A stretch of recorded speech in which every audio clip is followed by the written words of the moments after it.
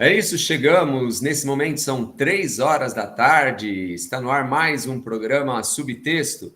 Eu sou o Glauco Keller e convido você que está acompanhando a gente na sintonia da 95,3 FM, na Rádio Fiscar, a ficar comigo nessa próxima meia hora, porque sempre, como você sabe, na tarde do sábado, tem um entrevistado, uma entrevistada super bacana na área das letras, sempre trazendo para você muita arte, muita educação, muita cultura. Convido você também, caso você queira acompanhar essa entrevista em áudio e também em vídeo, para você se inscrever no canal Glauco Keller no YouTube. Lá dá para você acompanhar essa e várias outras entrevistas, além de várias dicas de livros, dicas de literatura para você. Convido você também para seguir a gente no Instagram.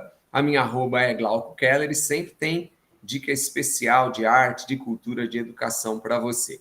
O entrevistado de hoje eu conheci na Flisol, a festa literária da Morada do Sol, em Araraquara, no ano de 2023. Ele participou de uma mesa junto comigo e faz tempo que eu estou tentando trazê-lo aqui. Agora deu certo. Eu estou falando do Rodrigo Rigolon, que escreveu um livro lindíssimo em 2023, contando um pouco da história dele. Eu estou falando do Memórias de um Doutor Panaceia. Para você que está acompanhando a entrevista pelo YouTube, eu estou mostrando aqui, e você já deve ter visto que o Rodrigo, na capa, está usando um nariz de palhaço, e ele vai contar nesse livro várias histórias que perpassam as risadas, as tristezas, os risos, as gargalhadas e as emoções dentro dos hospitais da cidade de Araraquara. Ele é um doutor da alegria, ele é um doutor panaceia. Rodrigo, obrigado pela presença na bancada virtual do programa Subtexto. Eu que agradeço aí o convite, fico muito lisonjeado aí em estar participando desse bate-papo contigo aí, com seus ouvintes aí, fico muito feliz pelo convite. Rodrigo, antes de mais nada, cara, eu queria te dizer que você é o primeiro leiloeiro que eu conheço, cara. Então, eu queria que você dissesse o que faz um leiloeiro, essa é a sua profissão, e como é que você se tornou leiloeiro. Você não é o primeiro que me fala isso, você é a primeira vez que eu conheço um leiloeiro, assim, é bastante comum as pessoas sempre que me perguntam a minha profissão, e quando eu falo que é leiloeiro, principalmente quando está preenchendo cadastro de loja, alguma coisa, a pessoa está de cabeça baixa, e aí a hora que eu falo, ela fala, profissão, leiloeiro, ela levanta assim, olha, porque causa um certo espanto. Eu sou o tradicional leiloeiro que bate o martelo, que faz os leilões. Eu faço leilões judiciais, né? Trabalho para a justiça, faço leilões de todos os tipos de bem aí que vão a leilão através de algum processo judicial ou extrajudicial também, de bancos aí. Eu sou o cara que bate o martelo, que faz dole uma, dole duas, dole três. Eu entrei nesse ramo em 2002 como estagiário, né, de uma empresa de leilão lá no Paraná. Comecei muito cedo, né, então já são 22 anos nessa área, e em 2006 eu me tornei leiloeiro, e de lá para cá, no estado de São Paulo, atuo em outros estados também. E depois, com a pandemia, ficou tudo online, né, agora é tudo online, então você pode participar de leilões aí pelo celular, né, você consegue comprar qualquer tipo de bem, lá no Mato Grosso, em Brasília, no Paraná, ou qualquer pessoa lá do Japão pode participar dos leilões aqui, porque é tudo virtual, né? Então, aquela coisa do leiloeiro, né, icônico, né, de ficar lá batendo martelo, está se apagando um pouco aí, tá ficando escassa aí, porque acho que tem até um martelo aqui, ó. E tá parado, tá criando teia de aranha aqui, meu martelo aqui, porque é tudo online, né? Então a figura do leiloeiro lá, presencialmente, fazendo leilão, tá se extinguindo um pouco aí, porque está virando tudo virtual. Rodrigo, normalmente, que tipo de bem? Qual que é o bem mais comum que vai a leilão? Imóveis. A maior procura é por imóveis e veículos, né? Esses leilões de financiadora, de veículo, por exemplo, que é muito grande aí, eu não faço esse tipo de leilão, não é da minha área. Mas eu faço muito de imóveis, bastante imóvel. Imóvel é o que mais, para investidor, quem quer investir, né, o leilão é um investimento, né? O imóvel é o que mais dá retorno. É o mais seguro e o que tem um retorno maior, sempre de imóveis. Isso qualquer tipo de imóveis, casa, apartamento, fazenda, sítio, chácara, barracão, terreno, qualquer tipo de imóvel, o retorno financeiro para se investir é maior. O retorno é um pouco maior. O Rodrigo travou um pouquinho. Rodrigo, em geral, o leilão do imóvel, o preço final é em torno de... Qual que é o percentual abaixo assim, do valor de mercado? É em torno de 40% abaixo do valor de mercado, de 40% a 50% abaixo do valor de mercado. Né? E agora existe a possibilidade de parcelamento também, então pode ser parcelado esse valor, então além de estar comprando abaixo do valor de mercado, você consegue parcelar em até 30 vezes esses imóveis. É isso, esse é o programa Subtexto, eu sou o Glauco Keller e hoje eu recebo Rodrigo Rigolon, que é leiloeiro, estava explicando um pouquinho da profissão dele, mas é também um doutor panaceia. Ele passeia aos domingos à tarde pelos hospitais da cidade de Araraquara, levando um pouco de riso, levando um pouco de ânimo, levando um pouco de motivação para pessoas que normalmente estão num estado mais fragilizado. O Rodrigo, em 2023, lançou esse livro, você que está acompanhando o Subtexto no YouTube está vendo aqui, ó, o Memórias de um Doutor Panaceia, e esse livro conta algumas das histórias que ele, ao longo de 13 anos como doutor panaceia, ajudando, doando o seu tempo voluntariamente para as pessoas mais necessitadas, juntou e as histórias são muito bonitas. Rodrigo, como que surgiu o seu primeiro contato com, eu vou chamar de médicos da alegria, com os doutores panaceia, aí na cidade de Araraquara? Eu tinha visto em 2010 uma pequena nota de jornal, né, na época do jornal impresso, né, como os bárbaros faziam na antiguidade. Eu gostava muito de ler jornal e eu vi no rodapé de um jornal que estavam precisando de novos voluntários para um grupo aqui de Araraquara. Aí eu mandei um e-mail perguntando como fazia para participar, daí eu tive um retorno que tinha que participar de uma reunião, de um treinamento, e lá eu fui morrendo de medo, com muita vergonha, eu sou muito tímido, embora não pareça, mas assim, as coisas que eu não conheço, né, eu fico meio um pouco ressabiado. Pensei muito se eu ia participar disso ou não, e acabei indo até essa reunião e participando, vendo como que funcionava o trabalho. Primeiro, eu fiquei muito surpreso, né, de saber que tinha um grupo desse aqui na minha cidade, né, em Araraquara. Não imaginava que existisse um grupo de doutores palhaços na cidade de Araraquara, né? Então, fiquei bastante surpreso e bastante feliz de poder participar. E aí, lá participando dessa reunião, desse treinamento, eu fui entender um pouquinho como que era, e entrei meio de gaiato lá e estou até hoje aí, faz 14 anos. Você é araraquarense, Rodrigo? Não, eu sou paranaense, sou do Paraná, de Maringá, no Paraná. Vim para Araraquara em 2007. Em 2007 vim para cá e entrei no Doutores Panaceia em 2010. E você veio a trabalho? Vinha a trabalho para o estado de São Paulo. Primeiro eu fui para São Paulo, aí a minha esposa é formada em farmácia, e aí ela queria uma especialização, e o curso de farmácia aqui da Unesp é um dos melhores do Brasil, né? Então ela escolheu para fazer uma especialização, né, nessa área, e depois ela passou num concurso na Unesp também, então a gente ficou por aqui, por Araraquara. E como é que foi a primeira vez que você entrou num quarto e tinha um paciente e você se viu com a necessidade de animar, de levar gargalhada, de levar riso, de levar um pouco mais de vida para esse paciente?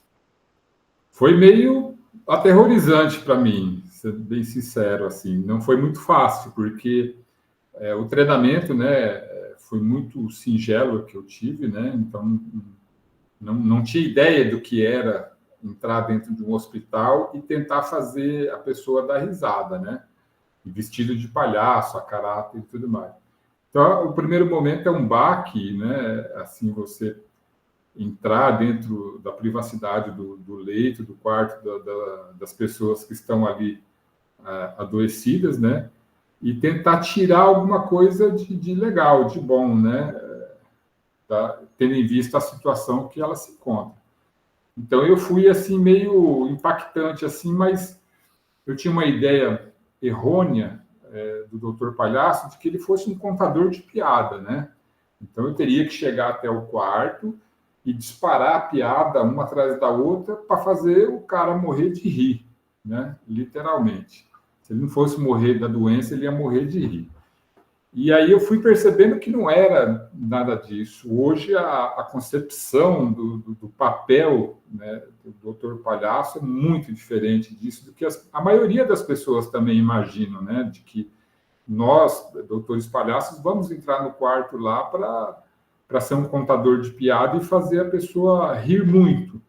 Só que existe um grande porém nesse fazer rir muito, porque tendo em vista as circunstâncias que esse paciente se encontra, né, é muito difícil, né, você exigir isso, né, e seria muita prepotência da minha parte, né, ele exigir que você está lá se recuperando de alguma enfermidade e você seja todos sorrisos para mim, né?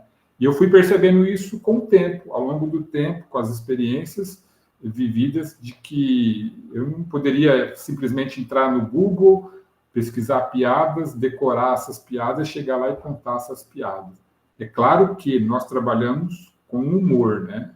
O humor é a peça-chave do Dr. Panaceia. Mas esse humor, ele é um humor diferente. Ele é um humor mais suave, podemos assim dizer. E a intenção é descontrair o ambiente, né? Deixar o ambiente mais leve, menos estressante, menos pesado, dar um pouco mais de esperança para o paciente, mostrar o lado positivo, a positividade, né? De estarmos ali fazendo essa visita especialmente para ele, embora ele não tenha pedido. Eu sempre faço uma comparação muito legal. Eu aplico oficina agora, né? Então, eu sou o coordenador das oficinas dos novos voluntários do Dr. Panaceia, né? Então, é uma oficina que dura aí cerca de 3 meses para quem entra no grupo, né? Faz um processo seletivo, entra no grupo e tem essa preparação. E eu costumo dizer que o palhaço, o comparativo com o palhaço de circo, por exemplo. O palhaço de circo, você vai até o circo, você paga o ingresso e você quer ver o palhaço para você rir, né? É diferente. Lá no hospital, não. Ninguém te chamou, ninguém está pagando ingresso, então você não tem como esperar algo mais do paciente, senão o sorriso que ele tiver ali já estamos no lucro, né?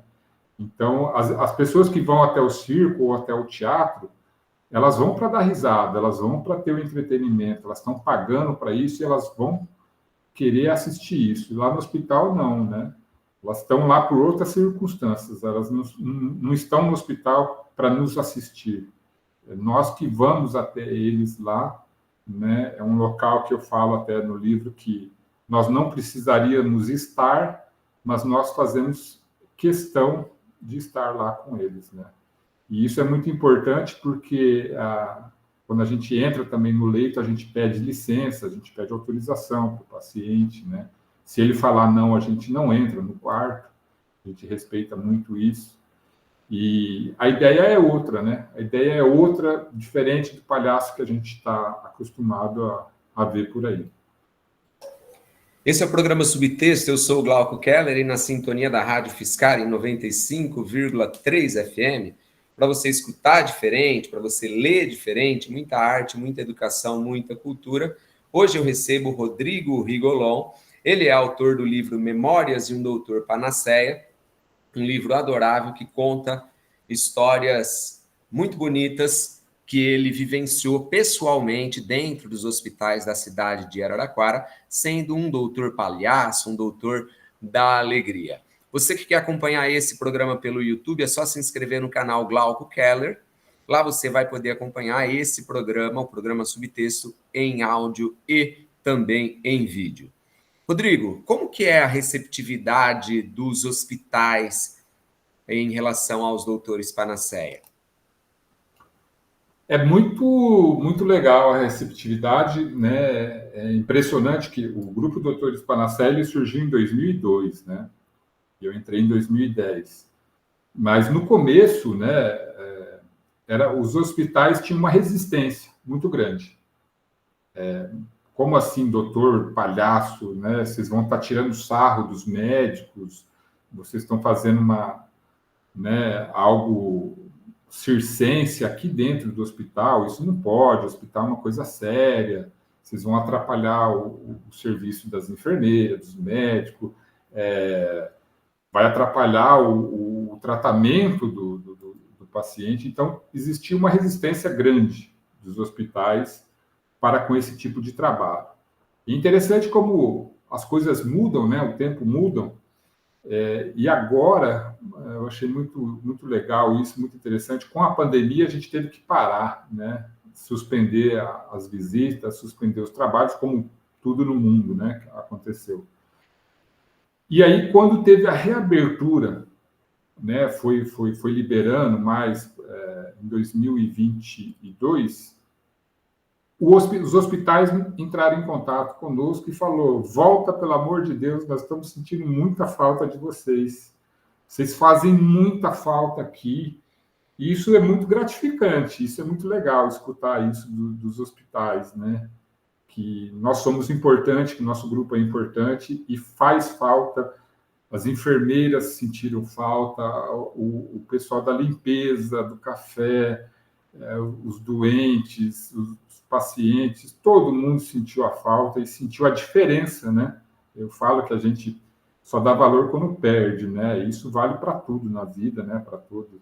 Quando a gente perde algo, a gente às vezes dá esse devido valor, né? E às vezes quando a gente tem, não que o hospital não desse valor, sempre deram um valor limitado ali, mas é interessante como antes existia essa resistência e agora esse trabalho do Dr. Panaceia fazem parte do tratamento, né? É uma extensão do tratamento, ajuda no tratamento, isso já foi comprovado até cientificamente, a melhora dos pacientes, ajuda no tratamento. E a receptividade é muito alta, né? Eu falei que quando a gente entra dos pacientes, quando a gente vai até os quartos no leito, a gente sempre pede autorização para o paciente para poder adentrar no leito. Se ele falar não, a gente respeita e segue para o quarto seguinte. Mas essa é uma taxa muito pequena de não que a gente escuta, né? E é legal até às vezes que tem uns que falam não, e depois pedem para a enfermeira chamar a gente, se arrepende, começa a escutar as conversas, as músicas nos corredores, chama a enfermeira, pede para eles voltarem aqui. Aí a gente fala assim, não, agora eu não vou voltar, agora não. Mentira, vamos voltar. Sim. Mas é legal, a gente fala, você não quis a gente aquela hora, agora você está aí, agora você vai ter que implorar pela nossa volta. A gente brinca, né, muito com isso, mas é muito... E a gente entende também que alguns pacientes estão com muita dor, né, dependendo da situação deles lá, e eles estando com muita dor, passando por algum momento de crise difícil, talvez eles não queiram ter um palhaço, né, na frente deles ali fazendo... Enfim, não quer perder tempo, né? Ou não está com paciência para um palhaço fazendo graça ali para eles, né? Isso é compreensível. Mas é uma taxa muito pequena, assim, 99% dos quartos aceitam e ficam muito felizes. E tem alguns quartos que eu costumo falar também que eles absolutamente não demonstram nenhuma... não esboça nenhum sorriso, nada. E a gente fica ali, nós trabalhamos sempre em 3, né? É um trio em cada quarto. E a gente está ali se desdobrando e tal, e a gente sai do quarto e fala, nossa, o cidadão não mexeu nem a sobrancelha. Acho que nós fomos péssimo, foi muito ruim. E aí depois a gente descobre, né, algum parente, algum familiar entra em contato, principalmente pelas redes sociais. Nossa, meu tio adorou vocês estiveram lá hoje. Pô, mas seu tio não, mas é que meu tio está passando por uma situação assim, assim, assado, né? E tal, a situação dele é assim, ele é muito sisudo, mas ele adorou vocês, ele deu risada depois de vocês e tal, contou para a família que vocês foram lá. Então a gente, mesmo sabendo que na hora ali não tenha nenhum feedback positivo, né? É aquela coisa do palhaço que eu falei de circo, de teatro, né? Tem palmas, o palhaço é engraçado, todo mundo bate palma, todo mundo grita e tal, né? E nós não temos isso, né? Claro que alguns ali demonstram e até participam muito das brincadeiras e tal, mas tem alguns assim que ficam quietos, calados, só observando, mas depois a gente fica sabendo que gostaram e que fez muito bem o tratamento, né? Teve uma senhora que entrou em contato depois na rede social com a gente e ela falou que o último sorriso da mãe dela foi conosco, que logo em seguida, depois que nós saímos do quarto, a mãe dela faleceu, né? Nós fomos à tarde e início da noite ali a mãe dela acabou falecendo. E eu achei bonito isso, né? Ela falou, o último sorriso da minha mãe foi com vocês.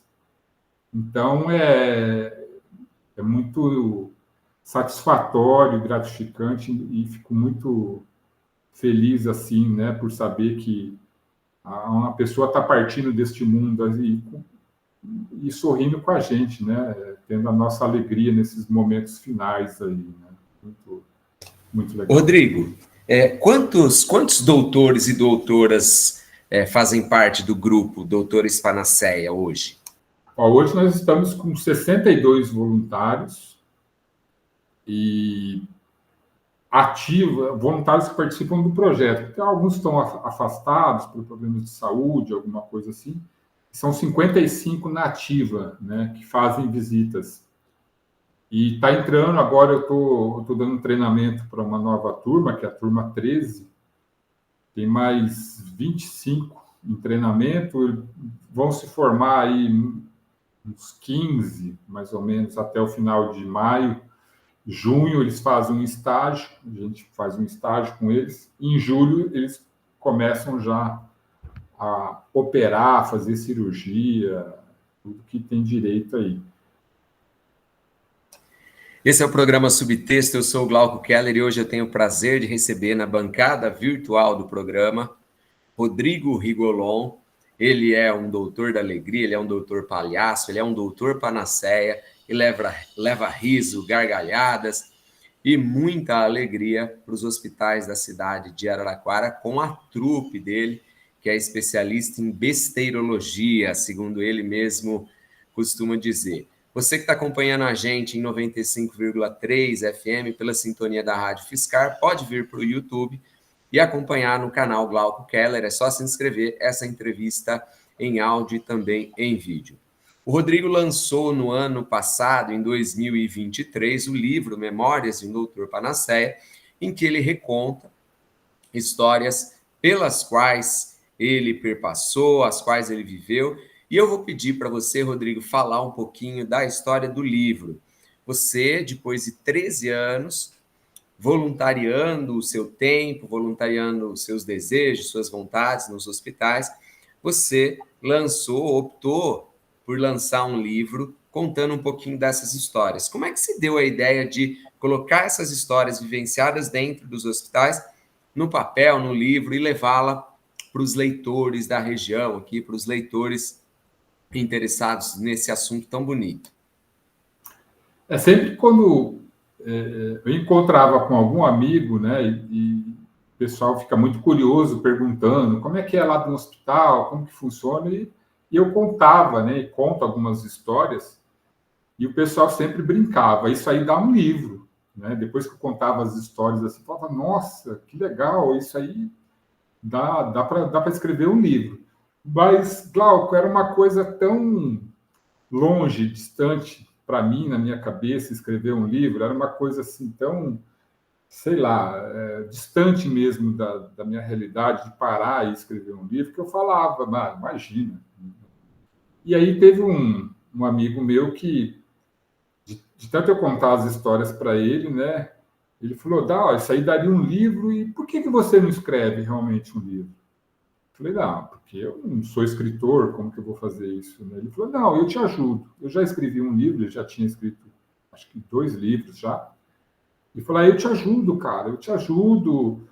Você só começa, põe no papel isso, que depois as coisas vão fluindo, vai aparecendo aí, você puxa na cabeça. E eu sempre dei muita palestra, né? Então eu sempre dei palestra contando as histórias, contando o trabalho do Dr. Spanacé, então ficou um pouco mais fácil para mim organizar as ideias, as histórias e colocar no papel, porque já estava muito fresco, né, na cabeça. Faltava só a questão de detalhar, colocar um pouco mais a riqueza dos detalhes para que o leitor, né, tivesse a exata ideia do que eu gostaria de passar para eles, né? Porque quando a gente está numa palestra, num bate-papo assim, é um pouco mais fácil, né? A gente imaginar, dimensionar o que é o trabalho. Agora, quando a gente coloca no papel, o livro dá muito essa liberdade, né, de imaginação, né? Então, eu gostaria de que realmente fosse passar o que eu sentia, né? Tanto é que no começo do livro eu peço até ao leitor para que ele, para que for ler o livro, que ele tenha esse coração do palhaço, né? Que eu falo que todo mundo tem um palhaço dentro de si. Alguns estão aprisionados, outros deixam ele agir um pouco mais. Mas todo mundo tem esse lado, por mais sério que seja, a pessoa tem esse lado do palhaço. Então, até o pedido para que, quando fosse fazer a leitura, tivesse esse coração do palhaço para realmente se colocar lá dentro de um hospital, ver como que é o trabalho, né? Que não é só de risos e alegrias, tem muitas histórias diferentes, histórias dolorosas, mas também de muita superação e aprendizado, né? Eu selecionei algumas, né? São milhares de histórias que eu passei durante esses 13 anos, mas não dá para colocar todas no papel, no livro, porque ia ficar uma enciclopédia Barça. Lembra da Barça? Aquela enciclopédia de...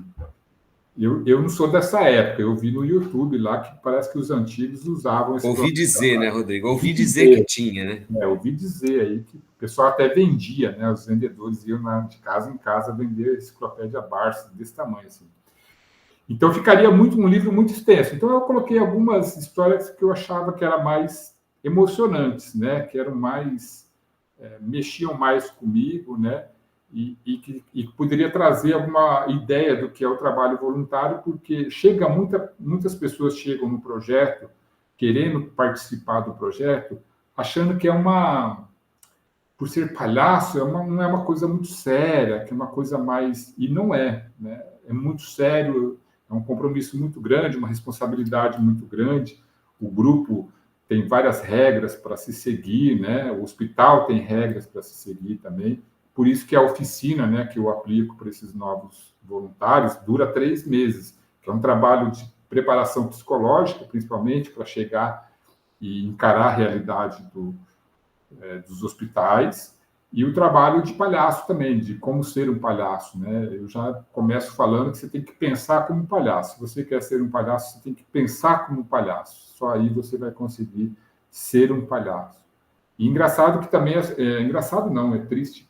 É interessante que as pessoas que procuram um projeto desse para fazer um trabalho voluntariado, 80% passaram por algum problema ou na família ou de si próprio, geralmente de saúde.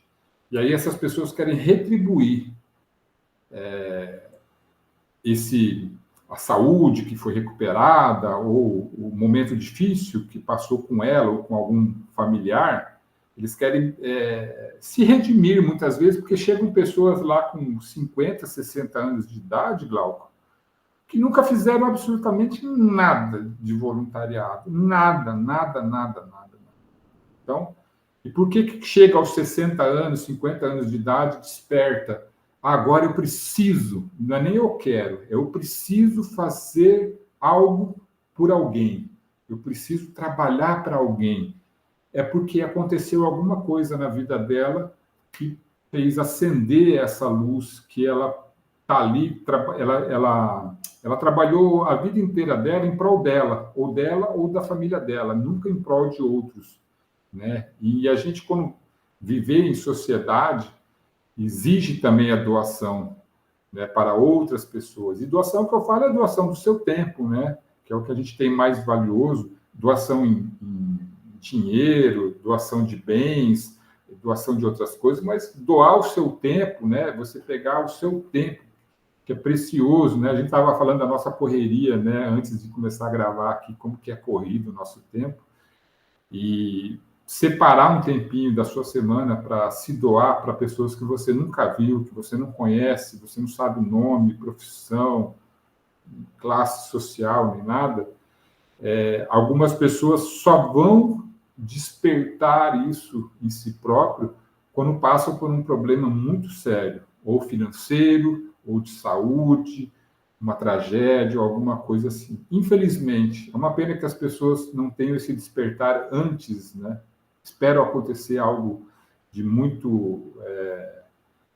de muito impacto nas suas vidas para poder identificar que a gente não está sozinho e a gente precisa um do outro, né? Assim como nós precisamos de ajuda, outras pessoas também precisam de ajuda. E o seu problema é muito pequeno perto dessas pessoas, por exemplo, em hospitais, né? Que estão lá se recuperando de alguma enfermidade. E só o fato da gente ter saúde, a gente já tem tudo. É o ideal, né? Eu falo que a doença, a enfermidade, Glauco, ela coloca a gente no mesmo patamar, todas as pessoas, independente de classe social. Ah, mas quem tem mais dinheiro tem um tratamento melhor, tem mais condições. Não é isso, não é essa a questão. Quando a gente chega com um problema de doença, é que vem a igualdade de todos, que seja qualquer tipo de pessoa, né? O Covid, a dengue, está aí para mostrar isso, que o câncer, né? Está aí para mostrar que qualquer momento aí nós não somos nada, né? Nós somos muito fracos perante as enfermidades. E aí a gente volta naquela tecla, né? Quando a gente perde a nossa saúde, é que a gente valoriza. Pô, eu podia ter feito mais, eu podia ter feito diferente, né? É sempre dessa forma. Rodrigo, a gente tem ainda uns 5 minutos. Eu queria fazer duas perguntas para você. Uma, obviamente, é em relação ao Pat Adams, né? Que talvez tenha sido o precursor desse modelo de levar a alegria através da figura do palhaço para hospitais. E ele, assim como você relatou agora, passou também por uma depressão, né? E a partir de então se formou médico e tal, e começou a perceber que, de fato, como você falou, cientificamente depois viria a ser aprovado que a alegria, o sorriso, pode, de fato, curar fisicamente, emocionalmente as pessoas. O Pat Adams é a grande referência para os doutores da alegria, Rodrigo? Por incrível que pareça, não. Eu vou desapontá-lo ou desapontar algumas pessoas. Por incrível que pareça, não. A referência grande, assim, para nós, é aqui no Brasil, né, com os doutores da alegria e acaba o Pat Adams acaba sendo o idealizador mundial, né, o precursor desse trabalho, mas aqui a gente, até por ter uma realidade um pouco diferente, né, acaba, pelo menos para mim e até para as pessoas do nosso grupo, não sendo essa grande de referência como atuação. Ele é visto como precursor, o cara que iniciou tudo, mas não acaba sendo a nossa grande referência, até porque esse trabalho que a gente faz lá ele é tão diferente, assim, é uma realidade tão um pouco mais doída, né? E foge um pouco aquela coisa de florear, né? romantizar, né, o problema que a gente vive dentro do hospital, que acaba não sendo. E vocês têm contatos com grupos de outras cidades também, Rodrigo? Temos, a gente tem contato com... se espalhou muito pelo Brasil hoje, né? A gente tem contato com outros grupos Brasil afora, aí a gente sempre está trocando algumas ideias, trocando figurinhas, aí é sempre importante estar tendo essa rede de contatos aí. Bom, Rodrigo, para gente finalizar, quem quiser comprar o seu livro, quem quiser conhecer um pouco mais dos doutores Panaceia, o livro está aqui, ó, você que está acompanhando no YouTube, Memórias de um Doutor Panaceia. O livro foi lançado ano passado, 2023, na Flisol. Foi muito legal conhecer o Rodrigo lá. E como é que o ouvinte do programa Subtexto pode fazer para te conhecer mais, para conhecer o seu trabalho e para conhecer o livro, Rodrigo? Entra lá nas nossas redes sociais, né? Instagram e Facebook, @Doutores Panaceia.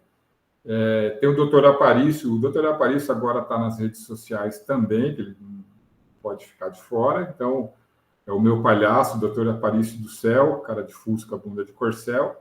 Não sei se pode falar bunda aqui, né? Se não puder também, a gente troca por popô. Entra lá no Instagram, ele tem Instagram, Doutor Aparício do Céu. E quem quiser comprar o livro, adquirir aí, a Wiclap é uma editora online, pode estar entrando direto pelo site da wiclap.com.br, ou entre em contato na rede social lá com a gente lá e a gente despacha, dá um jeito aí de enviar para qualquer canto do Brasil o nosso livro.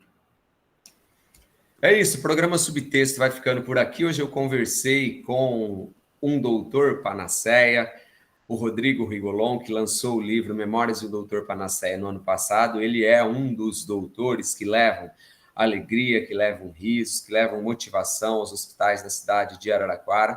Eu fiquei encantado em conhecer o livro, em conhecer o trabalho do Rodrigo.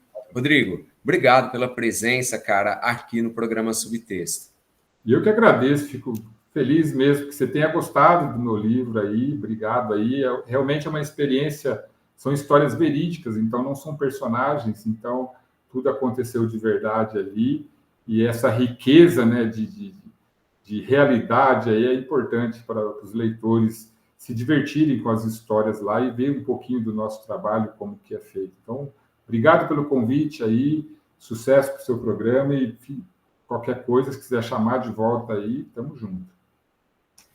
Memórias de um Doutor Panaceia, de Rodrigo Rigolon, é a dica de hoje aqui no programa Subtexto. Rodrigo, muito obrigado mais uma vez. Eu sou o Glauco Keller e fico por aqui, mas você sabe que semana que vem, sábado, às 15h, tem mais arte, educação, mais cultura, mais literatura, mais programa Subtexto para você nas ondas da Rádio Fiscar 95,3 FM. Grande beijo para você. A gente se vê na semana que vem. Valeu, tchau, tchau.